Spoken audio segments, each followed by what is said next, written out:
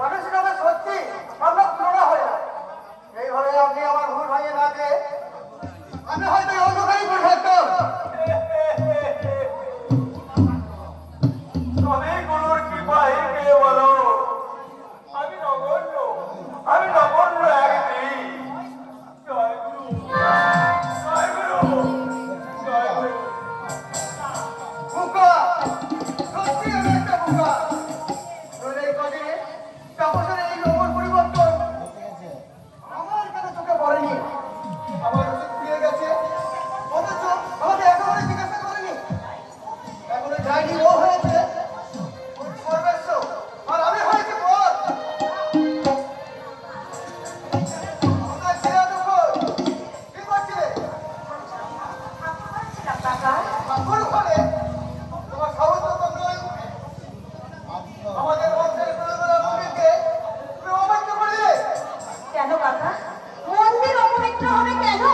আমি যে বাড়ির বউ, মন্দিরে ওঠার আমার নিশ্চয়ই অধিকার আছে কাকা। তারপর তোমাকে দয়া করে নিয়ে দিচ্ছে বলে তুমি এই বাড়ির বউ হয়ে যাওনি। আশাই করে তুমি খাইও না। কাকা, দুদিন পরেই তোমার ওই রাস্তা করে বলা ভয় হবে। আপনি কি বলছেন কাকা? আপনি কি বলছেন?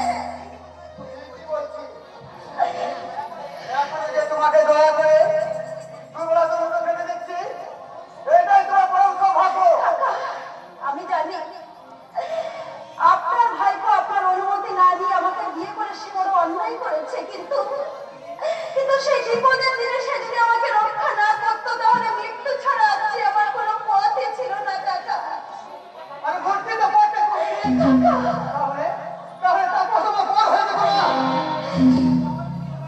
তুমি এই বাড়িতে আসার পর তার আমল পরিবর্তন হয়ে গেছে।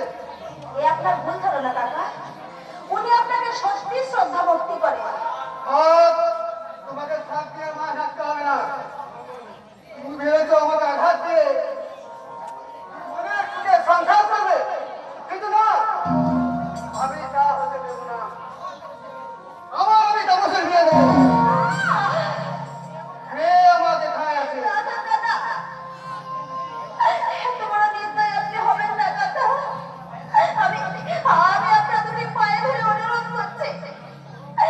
নারীর পরম স্থান হলো তার স্বামীর ঘর, তার তীর্থক্ষেত্র। আমি এই তীর্থস্থানে আমি হাসি মুখে আপনাদের পদসেবা করে যাবো দাদা। বিনিময়ে আপনি করতে চাইবো না। আপনাদের মাটির লোকাটা খেয়ে আমি মুখের ভরিয়ে দেবো দাদা। শুধু আমার আশ্চর্য আপনি খেলে দেবেন দাদা। ও ধর্ম